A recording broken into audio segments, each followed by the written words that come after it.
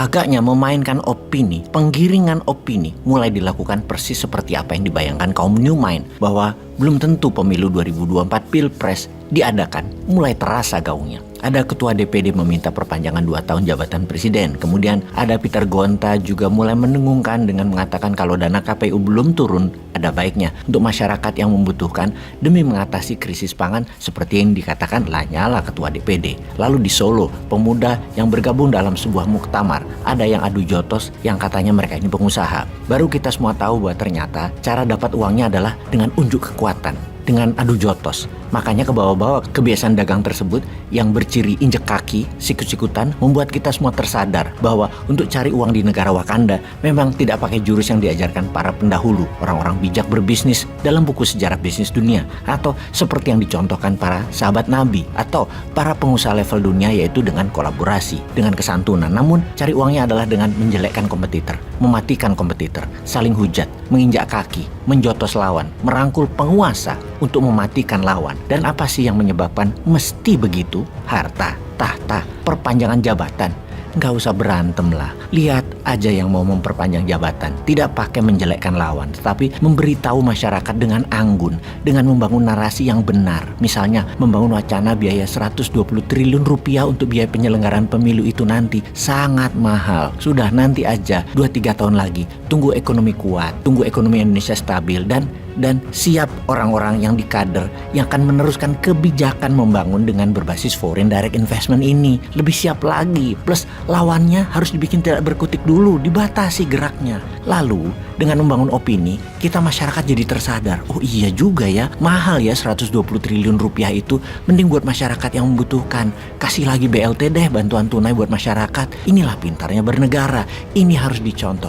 Jangan jotos-jotosan, tidak elok itu, tidak anggun, tidak wibawa. Jangan kayak Bosman. Bosman itu orang Jawa, tapi mungkin karena lama di Sumatera, lama di Kalimantan, jadi kurang Jawa, tidak terlalu Jawa, tidak jaga wibawa. Yang benar itu jaga wibawa, terlihat harus merakyat dan peduli rakyat. Pastikan tidak pernah melempar batu langsung, pinjem tangan orang, pinjem mulut orang. Lah kalau mulut sendiri ya nggak wibawa dong. Harus berkesan dari orang lain, dari bawah, memenuhi permintaan dari bawah. Dan yang mengatakan harus orang-orang yang punya pengaruh di bawahnya, atau influencer di sosial media juga boleh misalnya. Jadi yang di atas selalu bersih. Mirip dulu di zaman Pak Harto. Tiap 5 tahun maka petinggi di sekeliling yang mengatakan atas permintaan rakyat, Bapak Soeharto diminta diperpanjang jabatannya 5 tahun lagi.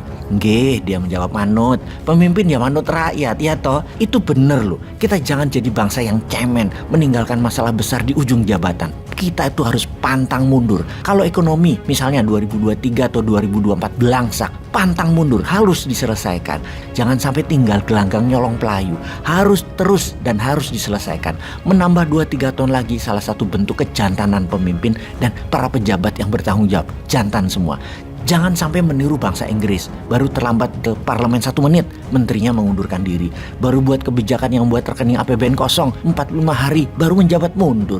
Cemen. Juga bangsa Jepang, baru anak buahnya korupsi, pejabat tertinggi mundur. Pejabat ditraktir, makan malam dengan pengusaha. Di Tokyo, dikecam masyarakat, besoknya pejabatnya mundur. Apaan tuh? Bener deh, kirain negara-negara seperti Inggris, Jepang yang sudah modern itu lebih sempurna bernegaranya, lebih jago pejabatnya. Ternyata jauh. Pada nggak ada nyalinya, mundur dari tanggung jawab terseringnya. Ternyata cemen banget mental pejabatnya, hanya karena malu lalu mengundurkan diri. Cupu banget dah. Harus belajar dari negara Wakanda yang pantang mundur. Kalau ada hal yang memalukan, salahin dulu pihak lain. Atau kalau nggak, pakai ilmu cicak, lakukan potong buntut. Potong buntut itu yang dipotong anak buah lu. Kan banyak anak buah lu.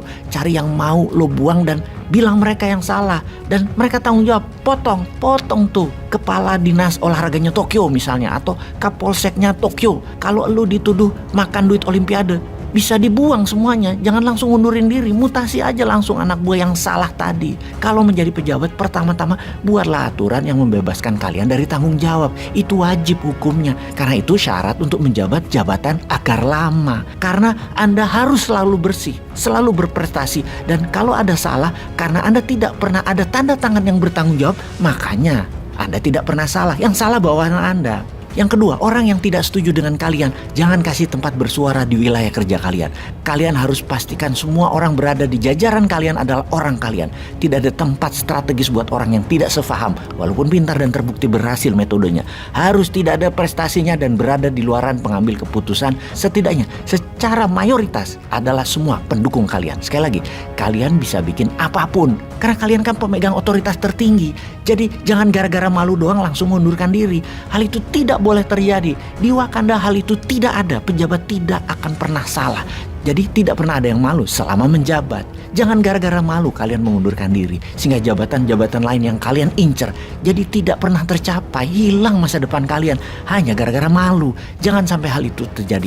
Kalian harus ubah dan atur semua untuk kepentingan kalian. Ingat, kalian pemegang jabatan otoritas tertinggi. Semua bisa dikondisikan. Kalau ingat Inggris, hanya istana dan big bandnya doang yang keren. Atau kalau kebayang Jepang, hanya elektroniknya doang yang kalian keren. Kalau mental pejabatnya mah dibanding sama Wakanda jauh. Berani dah dilawan. Paham ya? Sekarang sahabat, ayo dukung penghematan dana negara yang sudah semakin terbatas, semakin tipis. Mending untuk rakyat langsung yang membutuhkan. 2-3 tahun lagi aja pemilunya.